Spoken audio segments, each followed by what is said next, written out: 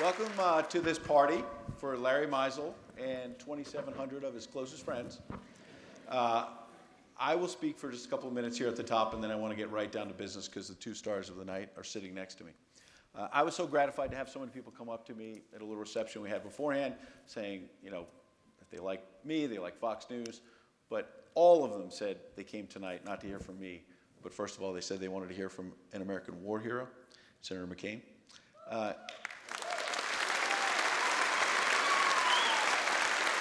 And a woman came up to me and said that she was a JAG with Senator Lindsey Graham. And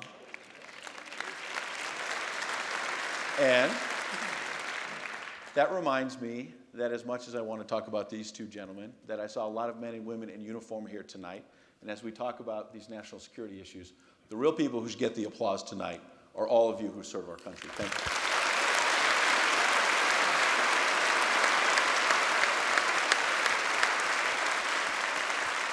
Real quick, Greg, thank you for that very nice introduction. Originally, Norm Brownstein was going to do all three introductions, but then they found out that he was in the latest, this is a true story, he's in the latest season of House of Cards. I don't know if you've seen Norm yet, but he's in, I don't want to, it's not a spoiler.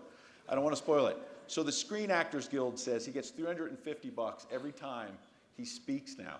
And so Larry cut back on him. But we're glad that Norm could fit us in between taking calls from the folks at Scandal and Downtown Abbey. Governor Hickenlooper, thank you as well for being here, a Democrat who is going to help me make this night fair and balanced.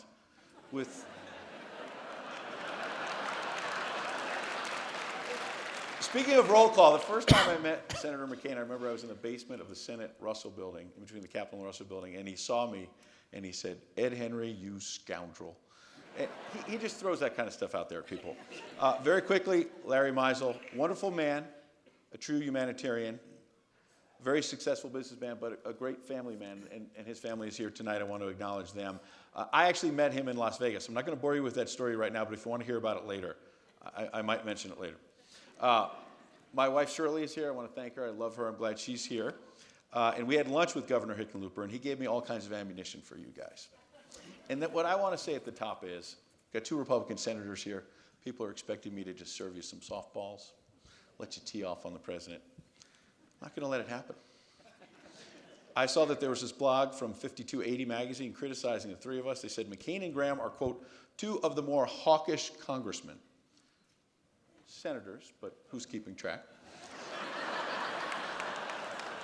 And they added, Fox News is Fox News. Well, welcome to Denver. I see this as I land here. Okay. Yes, Fox News is Fox News, number one, thank you. And we will be fair and balanced tonight as we grapple with these very serious issues. And in the context of the upcoming 2016 race, as we talk about these issues, I want to mention something that a Republican said recently, Governor Rick Snyder of Michigan, who said, you can't remain a great country, quote, if you spend the majority of your time fighting and blaming one another. So my real goal tonight is to not just fix blame, but let's figure out how we fix these big problems. Educate and inform, offer solutions as well, which I think is in the spirit of this fine nonprofit that Larry started. I also ran into your colleague, Senator Rob Portman at Fox the other day. I told him I was going to be here, and I said, you know, I'm really going to try to push back on these guys. They think they're going to have it easy. And Portman said, great. Who told you we thought we were going to have it easy? All right. So Portman says, great. He didn't even mention Lindsey. He didn't care. He just mentioned him. He said, great, go for it. John really loves when people contradict him. Because I don't know if you won Miss Congeniality. No sarcasm in that remark. Whether you won Miss Congeniality in the Senate again this year. But my final comment before I let you two gentlemen speak is, I do have a bone to pick with you, Senator McCain. As I pulled up to the Brown Palace today, it's the first time I'm staying there, I literally had a flashback. This is a true story. I was in Denver covering your 2008 presidential campaign, and it was the night of the vice presidential debate between Sarah Palin and Joe Biden. Can I call you Joe, and you betcha, and all that. And your staff said, the senator's up in a suite here at the Brown Palace. And the press was across the street at the Holiday Inn Express with warm beer, stale pretzels. And I just want to be fair and balanced about that as well. People say, the president treats the press badly. I'm going to get you back tonight, all right? So, when I was covering the Straight Talk Express, you always said that every senator who's not in jail or detox. No, under indictment or detoxification. Yeah. Thanks for correcting me. Consider themselves a candidate for President of the United States.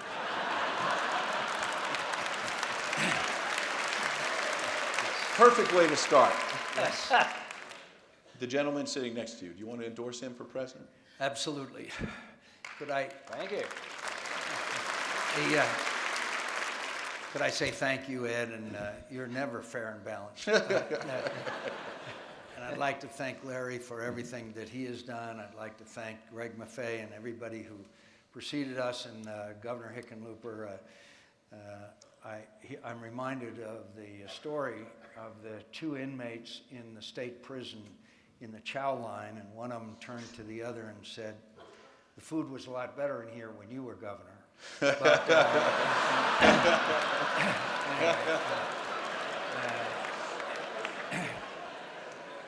you can't tell that joke in Illinois or Virginia. Anyway. Tell us I've had the opportunity of spending many years and many travels with Lindsey Graham and our other beloved, they call us the Three Amigos, Joe Lieberman, one of the lovely men that I've ever had the honor of knowing. And we have traveled the world, and we have been to many places, and we have been in places where some people thought were a bit dangerous. This guy has spent every 4th of July, every Christmas, serving his active duty either in Baghdad or Kabul, and being there with the men and women who are serving. Believe me, that gives you a unique perspective. And at the same time, he has also been one of the most active legislators we've ever had in the United States Senate, ranging from trying to make compromises on this whole issue of the debt and deficit to now he's taking on this really difficult challenge of reforming the pay and benefits in the military because it's just very much out of control, a very unpopular effort. And by the way, I have to go with him because in New Hampshire I have to translate for him. so they can understand him. So they can understand him. Senator Graham. Yes. Ted Cruz is in. Rand Paul's going to get in. It looks like Marco Rubio's going to get in. Hillary Clinton's maybe about to announce. Are you in or out? Well, I'll let you know in May.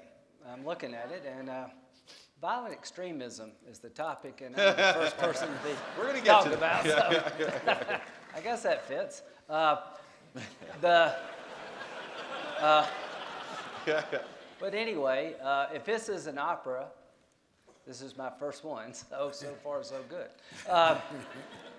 The bottom line is I'm looking at it, I got to raise the money, got to put together the network, but John and I have been every place you can get shot at. I think he misses being shot at.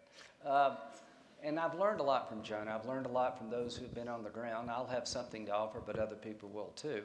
But the fact that he would say those things about me is not just about friendship. He loves his country. He believes I'd be a good president. That means a lot to me, no matter how this comes out.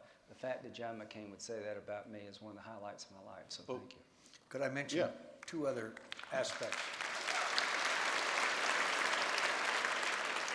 Two other aspects. One is that Lindsey Graham will do well in small groups. The way like this. The way, like this. The way you win the primary in New Hampshire is the town hall meeting. Mm-hmm. The people in New Hampshire, as you know, Ed, they not only expect to see you, they expect to talk to you, they expect, old Mo Udall joke, guy in Concord said the other, what do you think about Mo Udall for president? He said, I don't know, I only met him twice. And that's funny because it's true.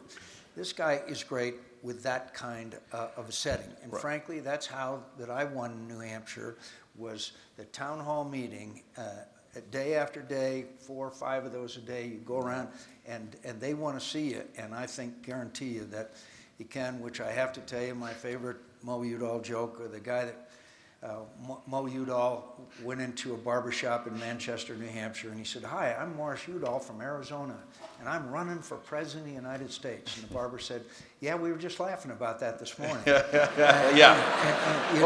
well, let's talk about something. So he'll do well in that environment, in the debates, and I would also say that there is no doubt that he has a background on national security issues. My friends, if we were having this conversation a year ago, national security and foreign policy would have ranked 8th or 9th in the priorities of the American people. You look at the polls today, they're tied for number 1. The American people are tired of seeing Americans beheaded on the internet. They're tired of this ISIS that is doing such horrible and terrible things, and they want it stopped.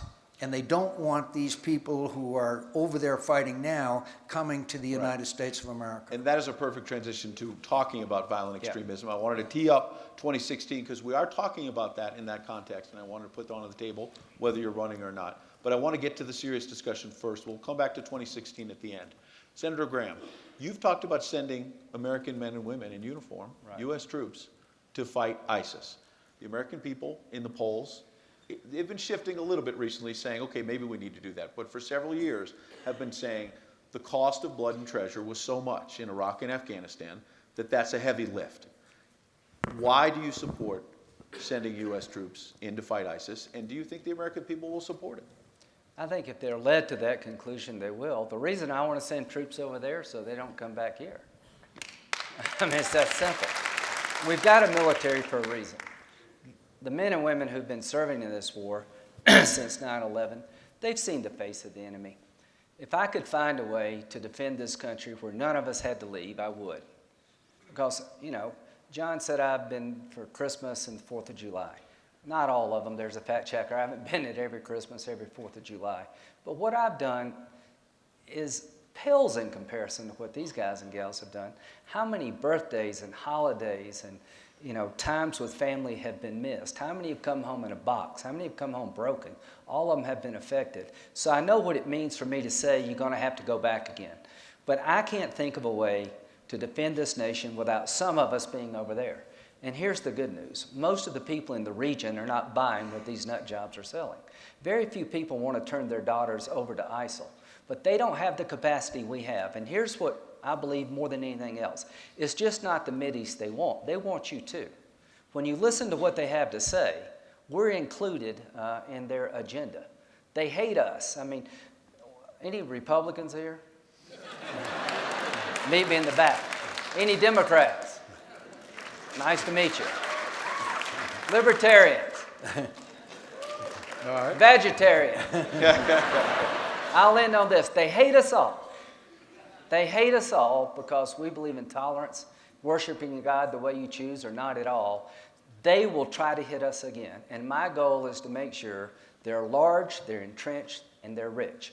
If I were commander-in-chief, I would have American troops on the ground partnering with the people in the region. They would do most of the fighting. We would be there doing things they can't do to make sure these bastards don't come here. They would be small, they'd be poor, and they'd be on the run, and we'd fight them till we beat them. And that's just the way it is. Senator McCain,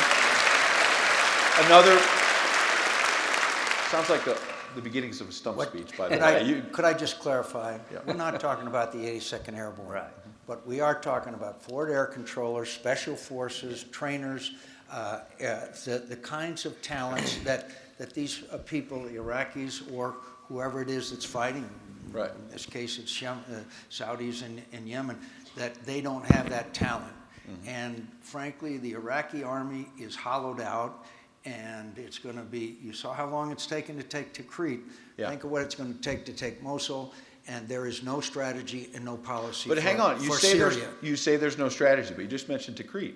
Yeah. With the help of the U.S., the Iraqis have taken back Tikrit. Yeah. Now, it might have taken longer than you wanted, but why are you not putting out a press release celebrating that the American president has helped take Tikrit back? Because the people that won the battle are the Shiite militias. The Shiite militias are the same ones we fought in the surge, and the leader of the Shiite militias, who's on the ground there in Tikrit, is a guy named Soleimani. You know who Soleimani is? He's the guy that sent in the copper-tipped IEDs that penetrate armor that killed hundreds of Americans and Marines and soldiers. Right. We are now in bed with the same people that killed Americans. Right. That is unacceptable. But- and if we're going to pay a very heavy price for it. Right. But I am sorry for the emotion. I've made too many trips to Walter Reed. but the president is saying, let the Iraqis take the lead. And there was, and I just The want to get, Shiite militia? no, not the Shiite Ed, militia, those the are the Iraqi ones who were forces. taking the lead. There were 4,000 Shiite militia, and how many? 400? It's So about how a many third U- of the force, yeah. So how many U.S. troops will it take to fight ISIS? In Iraq, I would think that it would take 10,000. That is forward air controllers, trainers, all of that, those kinds of forces. What would you say? Well, how about this? Let the military tell us what they need and give it to them, rather than a politician just making up a number. Let's follow their advice. Let's listen to them for a change. And let's have the will to see this thing through. But what I was talking about, let's get a little bit of the anti-war perspective in here. I went back and checked to get some perspective from somebody who doesn't like war. And read you a quote. Quote, I detest war. It is wretched beyond all description. When nations seek to resolve their differences by force of arms, a million tragedies ensue. And that John is McCain, John McCain, and March John McCain 26, would say 2008. that, and I would say that again over and over and over again. There But- is nothing. But you there want is to march nothing good America that back comes- into war in comes Iraq. for war, except the possibility of having Americans die and being killed by an evil, malevolent force that wants to destroy us. The guy that's the head of ISIS, his name is Baghdadi. He spent 4 years in our prison camp in Iraq called Camp Bucca. At one time, Lindsey and I visited, there was 25,000 people there. After his 4 years, on his way out, he said to the Americans, he said, I'll see you in New York. Now, we have no doubt about what their ambitions are. And now we have these thousands of young people from all over the world that are fighting in Iraq and Syria, and all they've got to do to get the United States is go back to the European country they came from and buy a plane ticket. So, my friend, I still hate war. I have seen enough of war but to see a situation evolving, for example, in Ukraine today, Ukrainians are being slaughtered by Russians. Yeah. And we won't even give them defensive weapons to defend themselves. It's one of the most immoral chapters in American history. No, we don't. I don't want American boots on the ground in Ukraine. Ukrainians don't want it either. But they want weapons to defend themselves. And those are Russian equipment. Those are Russian soldiers. And by the way, a friend of Lindsey's and mine, a guy named Boris Nemtsov, was in our office about 6 months ago. He said, I'm going to expose all of the Russian involvement in Ukraine. I said, Boris, be careful. I think that Vladimir Putin may try to kill you. He said, I think he may want to try to kill me too. But I've got to go back for the sake of my country. We all know he was murdered in the shadow of the Kremlin. Do not underestimate the ambitions of Vladimir Putin, my dear friends. So, Senator Graham, talking about solutions, how do you've been very critical of the president's handling of the relationship with President Putin. What would you do differently? I'm not talking about as a president, but give us a real-time solution. How do you handle Putin? Change the cost-benefit analysis of his misadventure here. Arming the Ukrainian people would require him to have to think anew about how far he goes into Ukraine, because they will fight. The sanctions that we have today are biting, but they should bite more.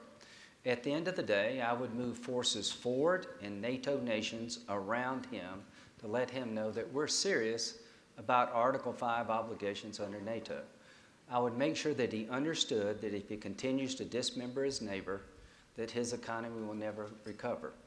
The Russian people are pleased with Putin. I would make it so they would be unpleased with the consequences of his misadventures, because what he's doing today is setting in motion a dynamic we've seen play out before in Europe. So the cost-benefit analysis is not high enough yet for him to back off. I would make it higher, starting with arming the Ukrainians. Could I mention two things? One, is that Vladimir Putin sanctioned me. I can't go to Siberia again this spring, so I was sanctioned. But I don't discount the fact that Vladimir Putin is now going to take Mariupol, which would give him a land bridge to Crimea. Then he's going to put pressure on Moldova and is already putting pressure on the Baltics. My friends, for the first time in 70 years, a sovereign nation in Europe is being dismembered. The benefit of the victory and the sacrifice of World War II is we established a liberal world order. We are now seeing that liberal world order break down, and the consequences of that are very far-reaching and very significant. We're going to bounce around to a lot of these Sure. hot spots, and Sure. then we can circle back at the end and make broader points. But let's get to the Iran talks, which are breaking as we speak. Today, the news is that there's another extension to the deadline. There's been at least 3 or 4 extensions now. You served a long time with John Kerry in the Senate. Do you trust him as Secretary of State to come up with a deal with Iran that is going to protect the United States, that's going to protect Israel? No.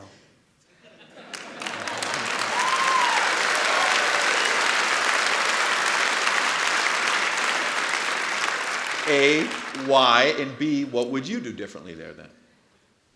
We already know from information that was leaked by administration officials that we are willing to do things which are unacceptable, like the basic Fordo failure to come clean on what they've done in the past, a number of other aspects of the already we've known agreement. Henry Kissinger, not a renowned hawk, testified before the Senate Armed Services Committee, and he said the original intent of the talks was to eliminate the capability of Iran to ever develop a nuclear weapon.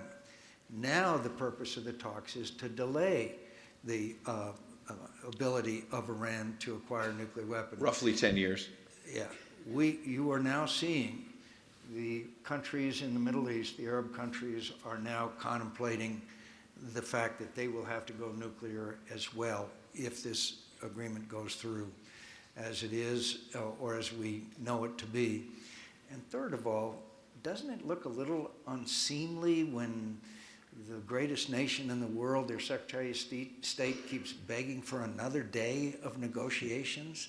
Doesn't that give the advantage, at least psychologically, to the Iranians, who at the same time at the negotiating table have gone, they now control Lebanon with Hezbollah, they now control Yemen, they now control Damascus, and they now control Baghdad. They're on the move. And the Sunni Arab countries are now making their own arrangements. You just saw the air attacks by Saudi Arabia into Yemen. General Austin, the head of our Central Command, I asked him in a hearing last week, I said, when did the Saudis tell you that they were going to bomb Yemen? Mm-hmm. He said, an hour before they struck.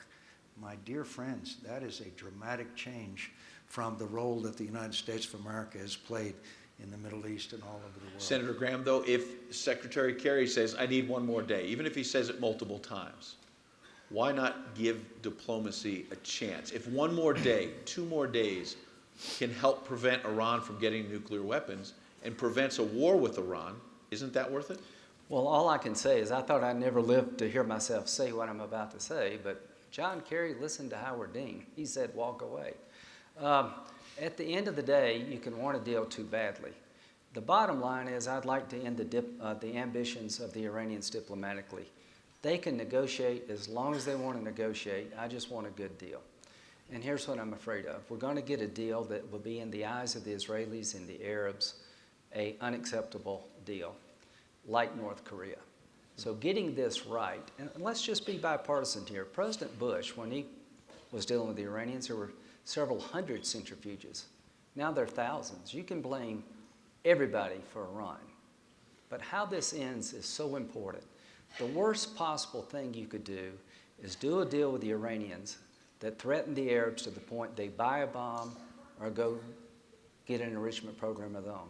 The worst possible thing you could do for our friends in Israel is give the Iranians a breakout capability so they feel like they have to act on their own. Nobody wants a war with the Iranians. If you attack Iran tomorrow, you're opening up Pandora's box. They could hit us in the Gulf. They could close down the Straits of Hormuz. They could really make it tough. But if they get a nuclear weapon, then you've emptied Pandora's box. Okay. Because then the Arabs will want one of their own, and you're on the road to Armageddon. I wish we lived in better times. We don't. Here's what I would tell the Iranians. If you truly want a nuclear power program for peaceful purposes, you can have it. But when you tell me you're not trying to make a bomb, you're a liar. And I'm not going to give you the capability to turn a nuclear program into a weapon in months or within a year. If you want a nuclear power program, you're welcome to have it. But if you want a bomb and you want a war, you will lose it. But Senator Graham, is there a third way? You say you don't want war, and you can jump in here, Senator McCain, but both of you say you don't want war with Iran, but both of you say that what the administration is doing in the negotiations is a disaster. So what's the third way to prevent them from getting nuclear weapons without a war? Is there a third way? Yes. So what is it? I believe that we could tighten the sanctions to a significant degree. The only reason why the Iranians came to the table to start with, because the effect of the Iranians, we could tighten them down very significantly. Mm-hmm. I'm not worried so much about the United States attacking Iran, but I am convinced that the Israelis may see a point where they feel that they have to, and they don't have the capabilities we do, but they've got some pretty good capabilities. I'd also like to point out the Iranian efforts on building a warhead for a nuclear weapon continue apace, and the delivery system, their development of those continues apace. So if you work on a warhead, you work on the delivery system, of course you're going to want to put a nuclear weapon into it. This is, But anyway. can you complete your thought? You started to say that Israel has serious capabilities, but not as much as the U.S. So do you have a fear that Israel might launch a strike against Iran, but not be able to finish it? Is that what you're, and what consequences do you see? I think that the Israelis, and I'm not privy to secret information, so I'm not saying it, but I believe the Israelis have the ability to interrupt the chain of Iranian process of developing a nuclear weapon. I think the United States of America has the ability to stop it, and that is a fairly Bunker busting bombs. Yeah, exactly. Right. But I also want to say a word about our relations with Israel. My dear friends, I have said some things in the middle of a political campaign that perhaps may have exaggerated a bit. By the way, thanks for not mentioning that I ran for president. After I lost, I slept like a baby. Sleep 2 hours, wake up and cry. Sleep 2 hours, wake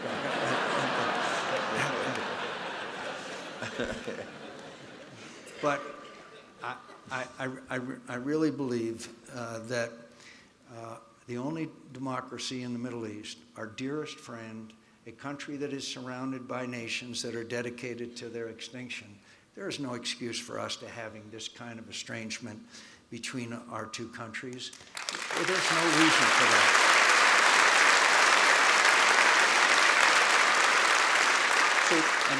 And I have to say, I think the president has had a temper tantrum, and I believe that we cannot have this kind of distance between us. And if the President of the United States allows the Security Council to pass a resolution which is anti-Israel and anti-Semitic, I'm counting on Lindsey Graham to cut off the money to the United Nations. I'm not kidding. Yeah.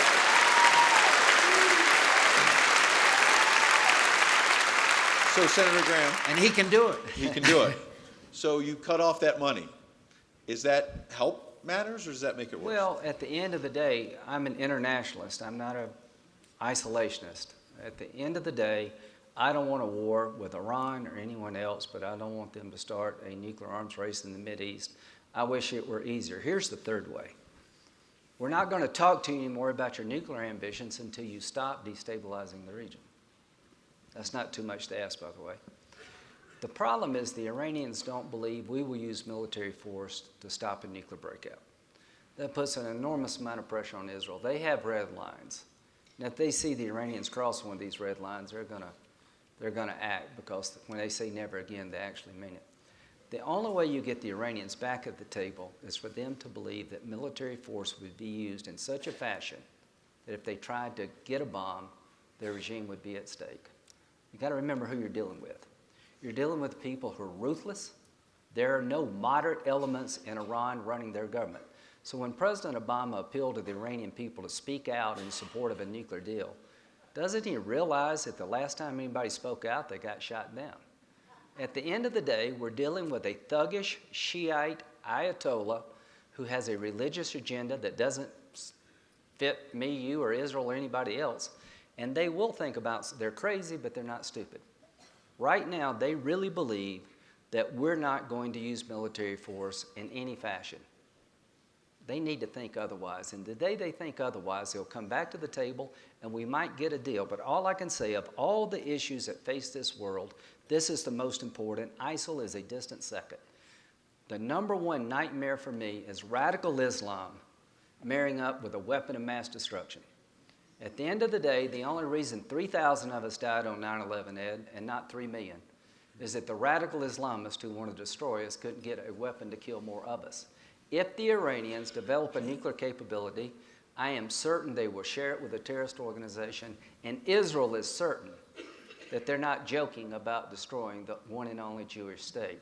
This is a very big deal. We must get it right. I will support my president. If he can come up with a deal, I will vote for it. If it's a bad deal, I'll vote it down. But under no circumstance should a deal with Iran be negotiated without your Congress having a vote on it before it becomes binding. And you should know what's in the damn thing. Now,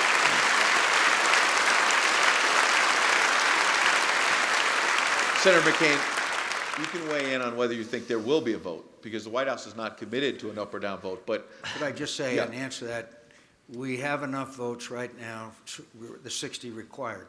Then we're a couple short for a vote that would override the president's veto. So it could be. vetoing of you Of voting that down the resolution. agreement? Of that veto of the resolution that would require our approval. And then would you move forward with more sanctions against Iran? Certainly I would. Do you have the votes for it? Well, here's the process. All we're saying is congressional sanctions were enacted 100-0 in a body that can't agree that Sunday should be a day off. For the Senate to agree on anything 100-0 is unbelievable. We did. So all we're saying, Ed, is before you relieve congressional sanctions that we enacted, we want to look at the deal, have a vote, and if it's a good deal, we'll say yes. If it's a bad deal, we'll say go back and try to get a better deal.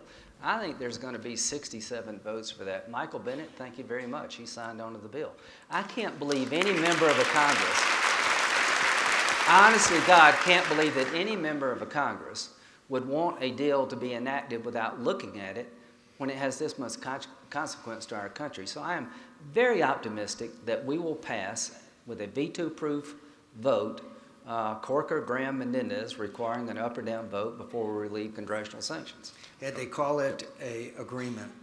It walks like a duck and it quacks like a duck. It is a treaty. And the Constitution of the United States says that the United States Senate required to have their advice and consent. That's all we're asking for. Why did you sign on to the letter, though? To the open letter to the Iranian leaders. If you really don't want to go to war with Iran, why do something that might spike these negotiations? Well, first of all, I'm not sure that would have that effect. But the president announced before this Menendez-Graham bill was ever even scheduled for floor vote that he would veto anything that we came up with, and so just get a little bit closer to your microphone. I think just pull it up a little bit if you can. Yeah, there you go. We hear you a little better. Sorry. Anyway, to make a long story short, we thought that the mullahs should know that we will have a review before any agreement was put into effect. Lindsey's eager to. Well, on the off chance that the Ayatollahs are not familiar with democracy, as odd as that may be. I wanted them to know what's going to happen here. I wanted our president, once he threatened to veto the bill, all bets were off for me. I said, wait a minute, Mr. President. Don't do that. Don't deal us out. That's so irresponsible to tell the Congress you can't have a say about the sanctions you created. So at that point, I wanted the whole friggin' world to know, Ayatollahs included. This thing's coming back to the Congress. If you don't like it, too bad. Is friggin'... I'm from New York. Friggin' is kind of a word from New York, not South Carolina. Are you already working on this translation? I'm practicing for New Hampshire. You're reaching out, okay. Earlier, Senator Graham said, I believe if I'm quoting him right, that ISIS was second biggest threat, the Iran nuclear threat, number one. Iran overall. Both nuclear. Of course. And by the way, that's what David Petraeus also said a couple of weeks ago. My question is, where does the collapse of Yemen, which the president called a success a few months ago, where does that rank? Is it top 5? I mean, because you connect it back to Iran, the Houthi rebels who are taking over in Yemen, knocked out the U.S.-backed government, are, as you know, connected to Iran. So is this about Iran gaining influence in the region? It's all about Iran being on the move, and that is what's got the Sunni Arabs so upset. By the way, we'd be flying missions out of Incirlik today instead of 6.5-hour flights from our aircraft carriers if we would go against Bashar Assad, which is what the Sunnis view as big a problem or bigger because they're Iranian-backed. Bashar Assad would not be in power if it had not been for the Iranians weighing in completely to help him. So all I can say is that if you allow the Houthis, who are trained, armed, equipped by the Iranians, if you let Yemen fall into their hands, you look where it sits geographically. Mm-hmm. It's a threat to the world's oil supply. The Saudis could not allow the Houthis to take over Yemen. They had to act. And by the way, now they've got the other nations, including Egypt, who are also going to be all in. I met with one of the leaders of one of the Gulf countries approximately a month ago.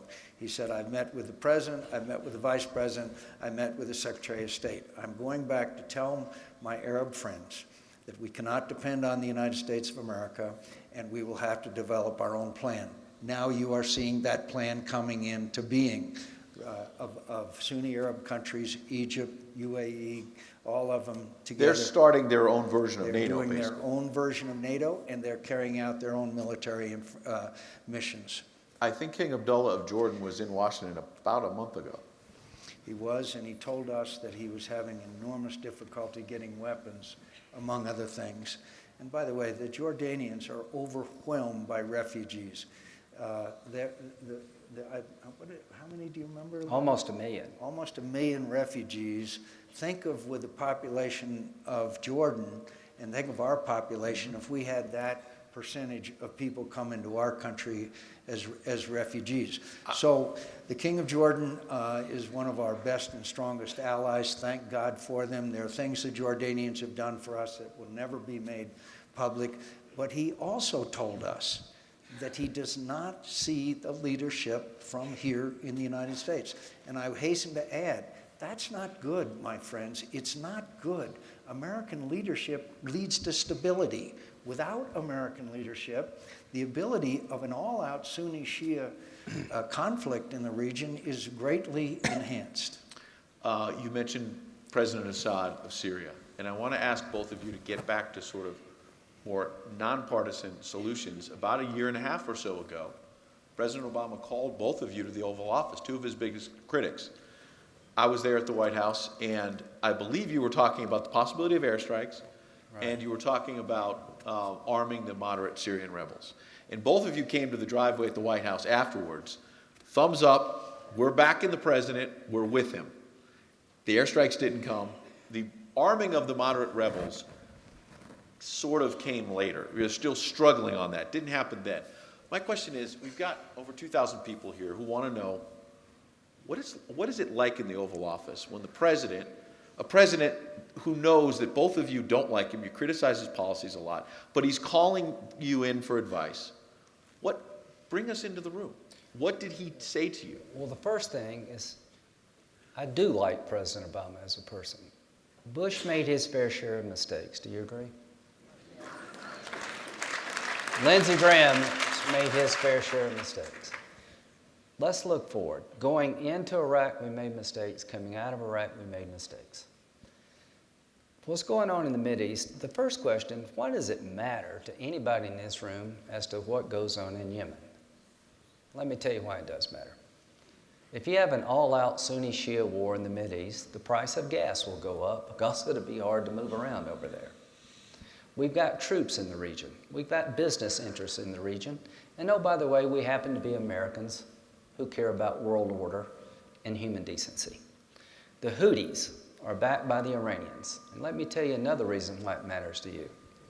The pro-American government in Yemen was allowing us to have counterterrorism operations inside of Yemen to go after al-Qaeda in the Arabian Peninsula, one of the most lethal Sunni radical Islamic groups on the planet who helped plan the attack in Paris.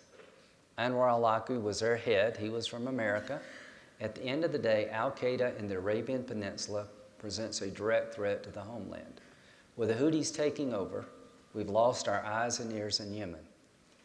What I fear the most is that the Arabs are going to believe they have to fight the Iranians and all of their proxies, and it's going to be an all-out bloodletting in the Mideast. These terrorist organizations are going to have safe havens they don't even enjoy today, and the number of terrorist groups that can hit us back here at home is growing exponentially. So chaos in the Mideast presents danger to Denver. To Larry Mizell, thank you for educating us as to what could come our way. As to President Obama, when he called John and I'm in the middle of a 6-person primary, from mildly disturbed to really crazy people coming after me. And my sin was talking with Democrats about immigration and a bunch of other things. But the bottom line is, when the president called, would not have been a worse time for me particularly, because this was in September, the year before my election. John said, we got to go, and I said, yeah, you're right. The Oval Office is the most, it's like going to church. It really is a very special place. I don't care how cynical you are about the President of the United States, when you walk in and you have an audience with the President of the United States, the patriotism that you have, if you have any, comes exuding.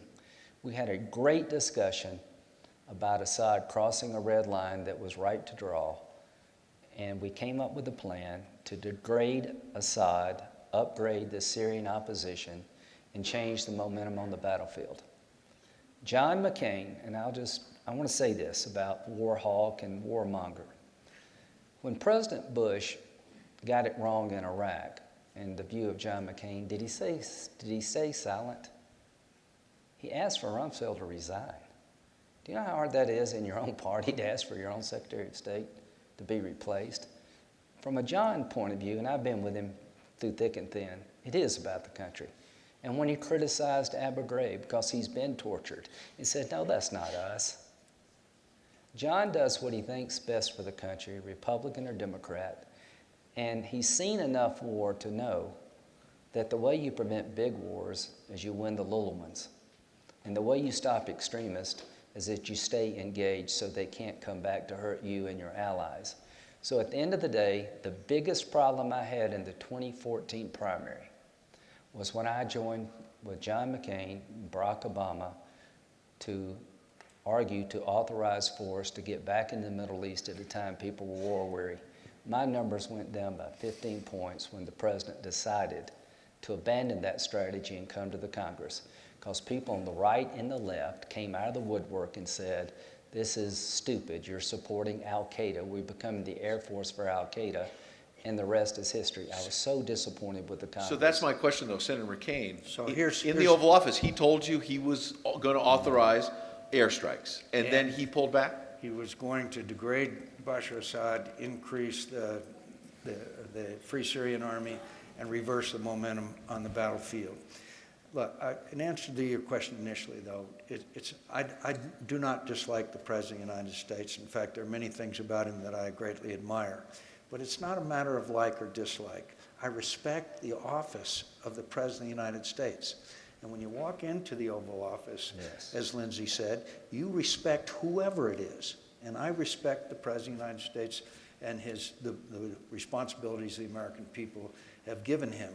But yes, he said exactly that. We went out on the driveway. Yeah. You were there. Said we're with him all the way. And then, of course, we found out by watching television that he had changed his mind. More interesting than that, the Saudis had planes on the runway ready to attack targets within Syria as soon as the president gave the go-ahead. Do you know how the Saudis found out that we were not going to do what the president announced he was going to do? They were watching CNN. So you can imagine how there was 3 events that changed the perception of the United States of America. The first was failure to arm the Free Syrian Army. The second was the red line and a failure to do that. And the third is what's the third? Not leaving troops behind. Not when we were leaving, told not to leaving leave them troops behind behind, in Iraq. not leaving troops behind in Iraq, and we predicted that. And by the way, we're predicting that if you don't leave troops behind in Afghanistan, you're going to see the Iraq. But the movement. president is now saying 9,800 staying in Afghanistan. You But agree with him?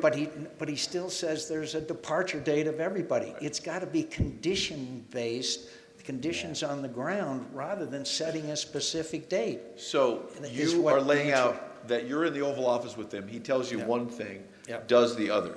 Yep. You're friends with former Secretary of State Hillary Clinton. If she's president, do you think she'd be a better commander-in-chief than President Obama? Oh, I can't judge that very well.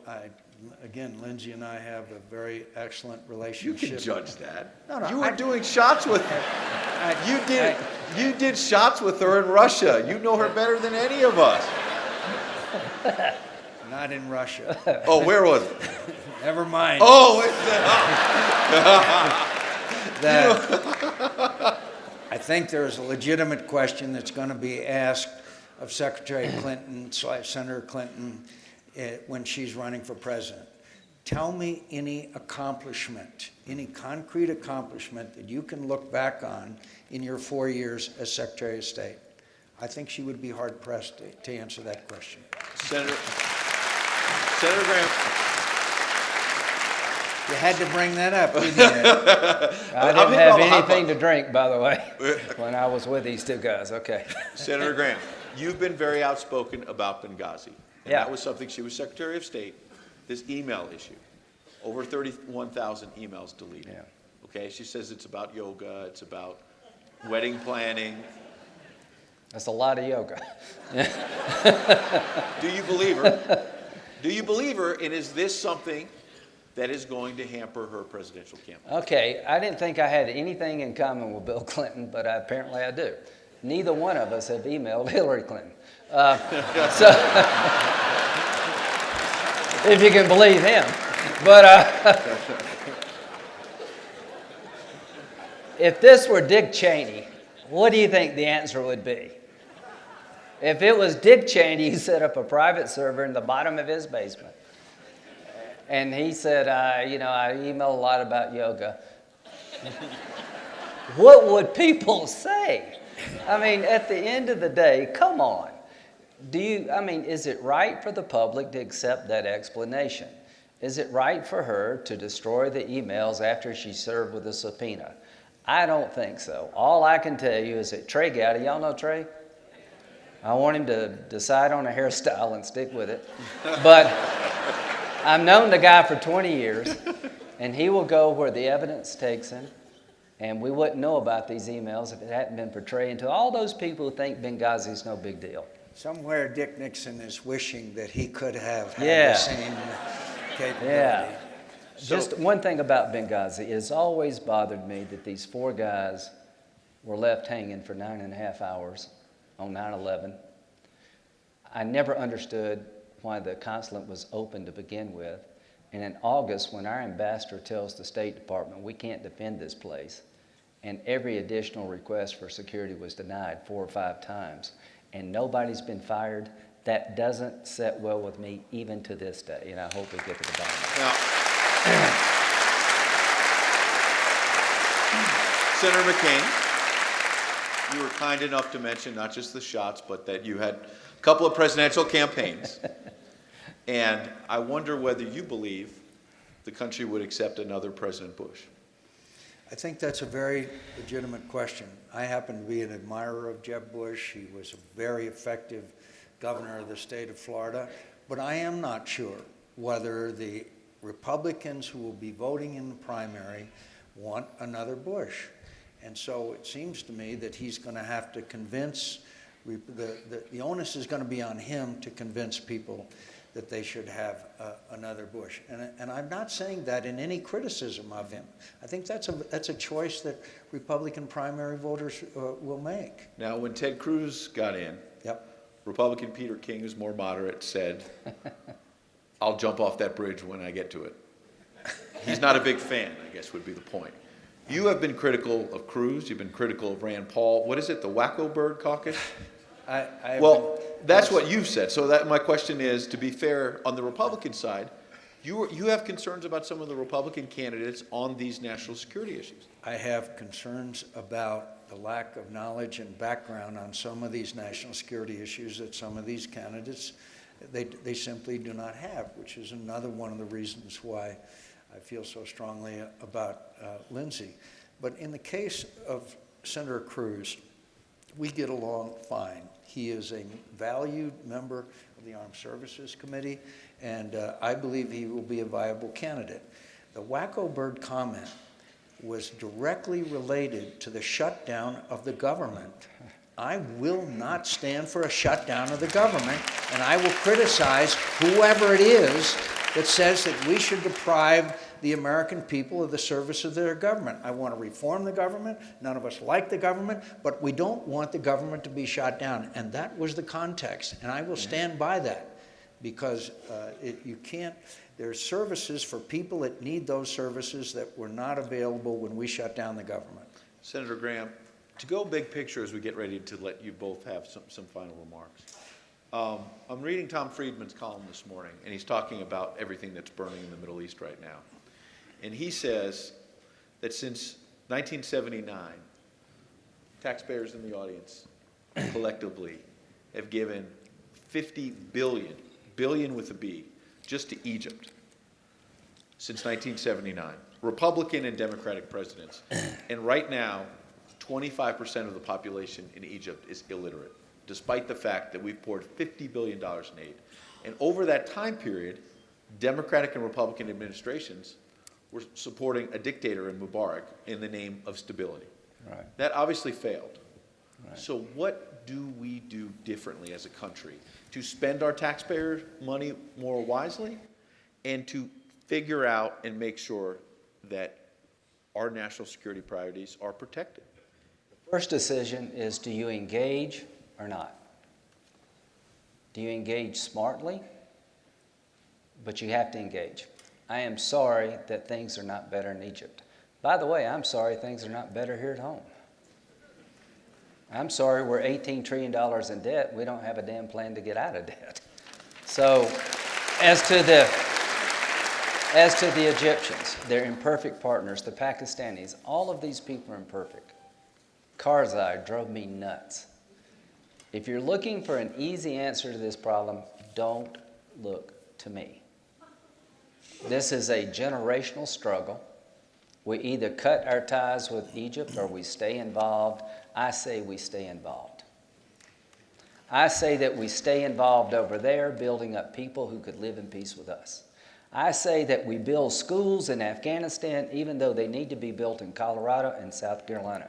1% of our budget goes to foreign assistance. I say we keep helping people in Africa who would die certain horrible deaths from AIDS and malaria, and every taxpayer in this room should be happy with the fact that 75% reduction in mother-to-child AIDS transmission in the last decade because of your generosity. I'm here to tell you, Ed, that I believe that America has to lead, and if you don't want to kill people all the time, which I don't, you need to build up others. And here's the key to winning this war. How do you deal with violent extremism? You educate people. You improve the quality of their lives. You hold their hands when they're down. You kick them in the butt when they're doing wrong, but you don't leave. On September the 10th, 2001, we didn't have one soldier in Afghanistan. We didn't have $1 of aid. We didn't even have an embassy, and they hit us anyway. You could close Gitmo tomorrow. You could give the Palestinians everything they wanted. They're still coming after us because these people are religious zealots, and this is a religious war. They're commanded by God to kill everybody that's different, including us. So the way you win this war is you have a military intel component that can hit them before they hit us. But here's the hard thing.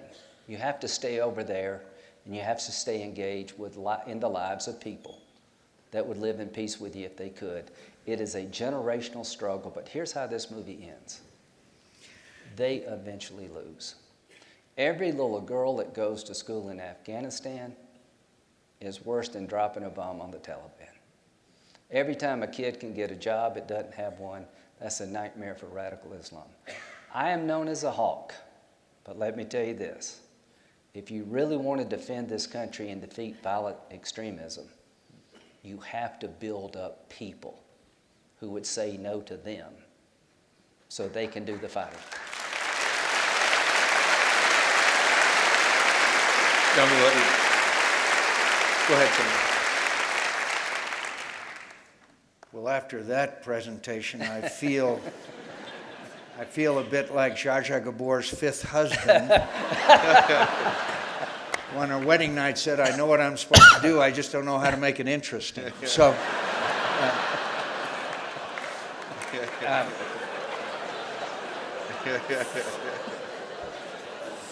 first of all, let me say, I kind of viewed what Friedman wrote as a cheap shot, and I'll tell you why.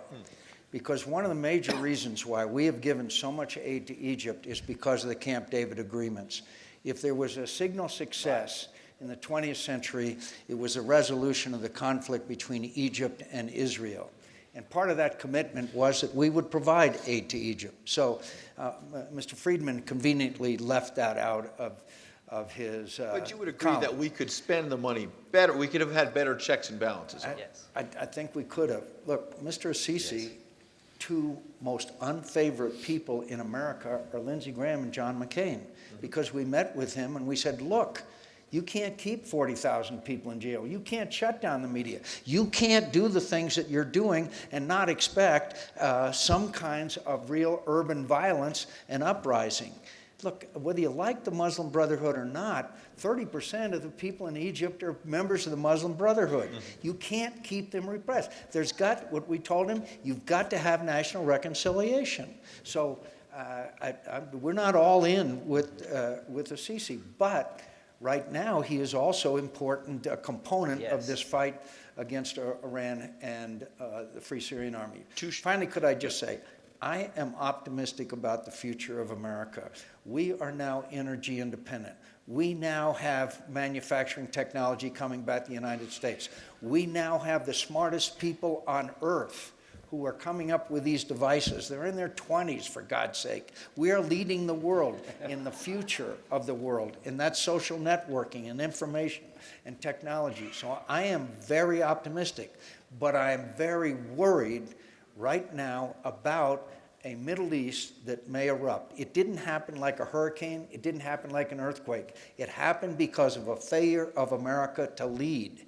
And when America leads, and that doesn't mean we're for sending troops everywhere, but when you abdicate the responsibilities that made America a special nation, the reason why they call the 20th century the American century is because we spent American blood and treasure around this world, and the world is a far better place. And I'm proud of America, and I'm proud of what we've done.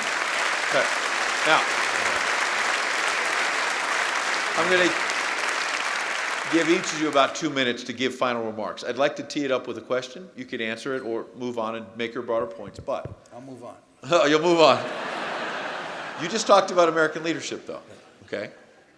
And the president sent you an authorization for the use of military force against ISIS. And Republicans run the Senate now. You've got the House and the Senate. And I realize you can say that, well, the president, you know, he can't get the Democrats on board and this and that. Yep. But you have a responsibility to govern now as well, and you, writ large, Republicans. And you haven't done it. The request of the authorization for the use of military force had provisions in it like no enduring ground presence and a time limit on it. If the Congress of the United States wants the president not to engage in any foreign adventure, we have the power of the purse. But to constrain and put parameters on what the President of the United States, the Commander-in-Chief, can do or can't do, in my view, is unconstitutional. There will be other presidents. Could I also say, since it's my last turn, because he always talks he keeps too going. long, as you know, that I want to thank all of you for being here tonight. I want to thank you because of your interest and involvement and concern about the future of this country. Otherwise, you wouldn't be there. I thank you for the wonderful hospitality and generosity you've shown the men and women who serve in so many places in the state of Colorado. I also want to thank you for the water that you send down to us. See,